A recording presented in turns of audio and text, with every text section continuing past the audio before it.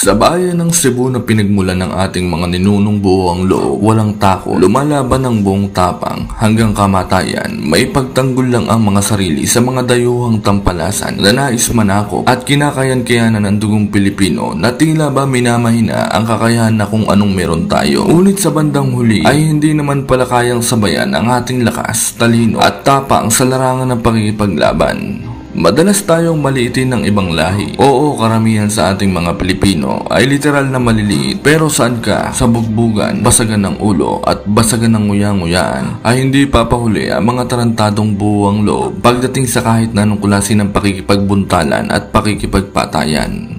Kagaya na lamang ng Romanian fighter na ito na minaliit ang pagiging maliit ng kababayan nating Pilipino na hindi naman nagustuhan ng ating kababayan kaya wala pa ang kanilang laban ay nakatikim na siya ng tulak de alimpungatan na mahiyamo tinulak ng tricycle driver na bad trip na 3 araw ng walang garahe na may kasamang lapiro sa pasas na pagbibigay palatandaan lamang na hindi natatakot at walang pakialam ang kababayan nating Pinoy sa mas matangkad na dayong putik ng inang kinambyo ng kinabayong kalaban. Matapos ang 3 impresibong sunod-sunod na panalo ng kababayan nating si Bruno Escalante na sa pangalan pa lang ay mahiyamo si Totoy Mola na palaging walang daplis.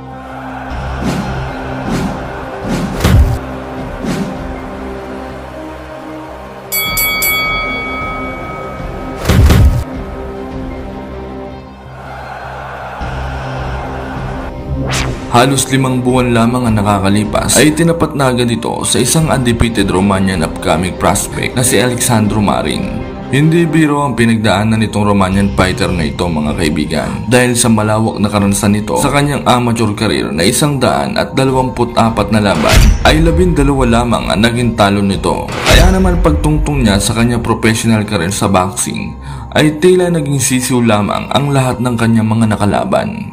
Subalit noong ika-8 ng Setyembre taong 2018, masusubok ang kanyang mga pinagdaanan sa dugong maharlikang mandirigma na si Bruno Escalante na ikasang kanilang laban sa Forum Inglewood, California, USA para sa isang 10 rounds bout. Paglalabanan nila dito ang bakanting IBF Super Flyweight Intercontinental title sa timbang na 115 pulgada. Si Alexandro Marin ay may kartada noong impresibong 16 na panalo. 11 ay tinapos sa pamamagitan ng knockout at wala ni isang bahid ng pagkatalo. Kontra naman sa Cebuanong Pinoy na may 17 panalo, 7 ay tinapos sa pamamagitan ng knockout at may 3 talo lamang. Bagamat may mas malawak na karanasan noong amateur record at undefeated na kartada ang Romanian fighter sa kanyang professional boxing career, ay hindi rin naman papadaig ang ating pambato. Dahil kung ating sisilipin ng mga nakalaban ng 2 fighter na ito sa kanilang resume sa professional career, ay hamak na mas lamang ang Pinoy fighter pagdating sa quality of position na sa mas madaling salita ay mas magaganda ang kartada ng nakalaban ng ating kababayan at mas mabibigat ang pangalan kumpara sa mga tinalo ng Romanian fighter. Sa laban na ito, hindi lamang titulo ang kanilang paglalabanan, bagkus ay pati na rin ang dignidad ng bawat isa, lalo na ang Romanian fighter. Kung madadala ba nito ang kanyang kayabangan sa pangiinsulto sa hit ng ating kababayan. At sa Pinoy naman, upang mapatunayan ang kasabihang walang malaking nakakapuwit, nakakapuwing. Round 1, naging agresibo ang Romanian fighter, samantalang si Bruno ay tamang abang lang ng pagkakataon upang makapagsagawa ng magandang counter at pasundot-sundot lamang ng mga jab na mahiyamo nagsasawsaw suka, mahuli taya. That's the end of... Sinubukan namang sumugod ni Bruno sa Romanian fighter, ngunit talagang mahaba ang edits, istigalamay ng kalaban, kaya hirap itong makadistansya ng maganda. Bounces in the ring so quick, but you're right. Some of the punches have not been effective just yet. Oh, that was a pretty good one. Sure about that. I think it might have been Marin's. He was the one sort of pointing to it. Maybe he was just being... Sa round 3, inakalabaw na ni Marin ang Pinoy fighter. Dinadarag niya ito at sunod-sunod ang pag-atake at talagang hindi nilulubayan na mahiyamo kabit na nilalapanggan ng tunay na asawa na ang hindi niya alam ay mas matapang pa sa kanya ang kabit at talaga namang palaban. Starting to really open up and affecting Bruno Escalante, and he's doing it out of the southpaw stance. Pressure of Shawn Porter. You see Marin now crouching down on the inside, digging to the body. That might be the way to really open. Keep in mind, Escalante in 21 fights has only scored 7 stoppages, so he's not really that much of a puncher. You see how low he got down? When They'll talk about this in the gym. When you're going to be a taller fighter getting inside, they always say make...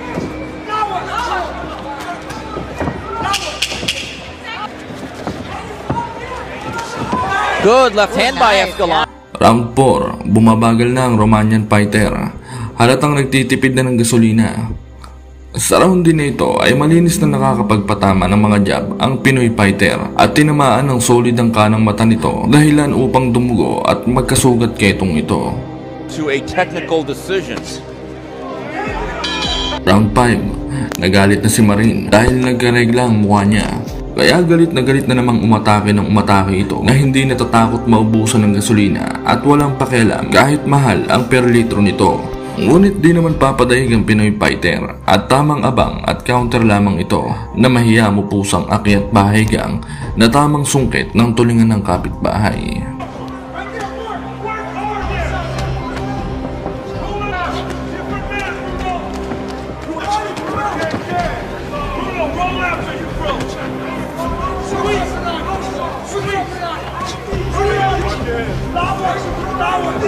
action in the 5th round. Escalante seems a little bit more willing to trade inside the pocket. At least in the second half of the round. I thought he was soundly outworked over the first half of the round. This particular frame. Yeah, I think this round 5. Round 6. Sa kabila ng mga atake ni Marin ay makikitang parang walang galos ang pagmamukha nitong si Bruno Escalante, mga kaibigan. Malakas si Mero ang mukha nito. Makunat pa sa makunat na mahiya mo may kalasag na singkunat ng fish cracker na hindi pinansin sa lamay. Another one bouncing up.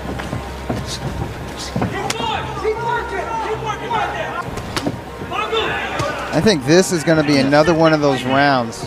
Like this though, I do think Marin has landed the majority of hard, heavy, clean shots in this round. When he lets his hands go, but he's let his hands go and spot Steve, and when he's not letting his hands go, he's being outboxed by Escalante. I have to be honest, I wish Escalante would punch a little bit more. Right. There's too many dead spots for him offensively. I agree.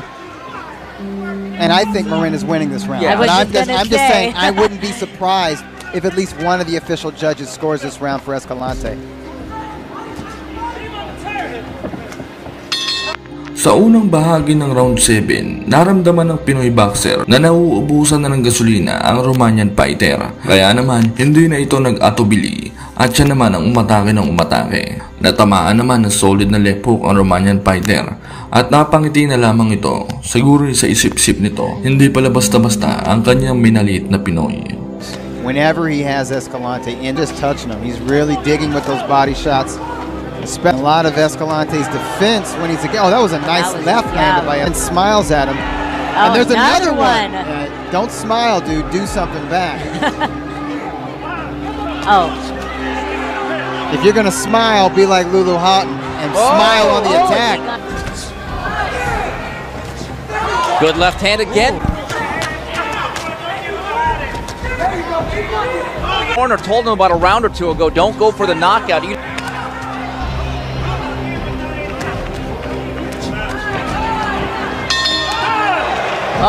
Round 8, papula na ng papula ang regla ng negra sa mukha ni Marin na mahiya mo sinuksokan lang ng pangsuson kaya nagkalat.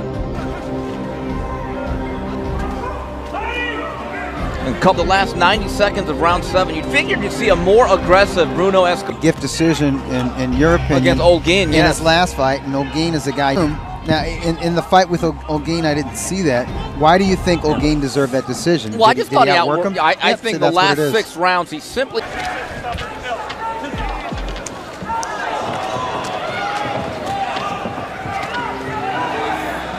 Round 9, sabayan ng dalawa, matirang matibay. He had his moments 2 rounds ago.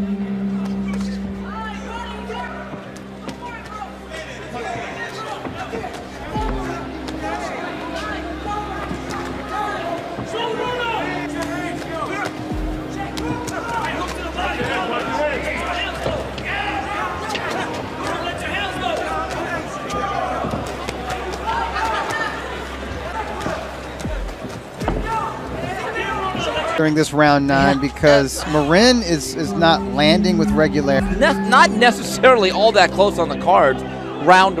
Yeah, I agree. Escalante needed to fight with the enthusiasm that Marin is fighting at, and Marin could use some of the pro seasoning that Escalante has. So there you have it, 9. Final round, ubusan na ng kapangyarihan. Magkakaalaman na kung sino ba talaga ang mas mananaig. And it is.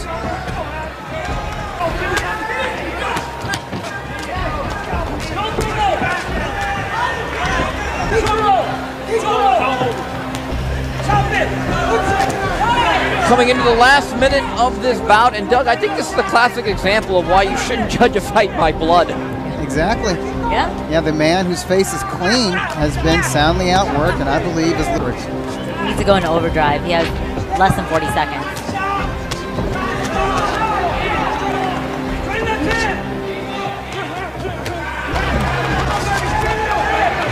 Now Escalante.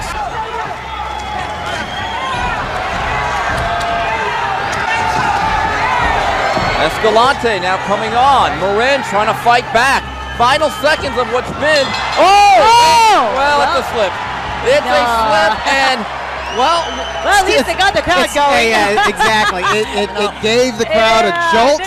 Nauwi sa split decision ang laban ng dalawang ito, mga kaibigan, at panalo ang ganador ng Romania. Ngunit gayon pa man, ay kitang-kita na mas bugbog ang pagmumukha ng Romanian fighter, at marahil sa laban na ito ay may aral siyang natutunan sa pangmamaliit sa Pinoy na maliit, ngunit ganador ang lakas ng suntok.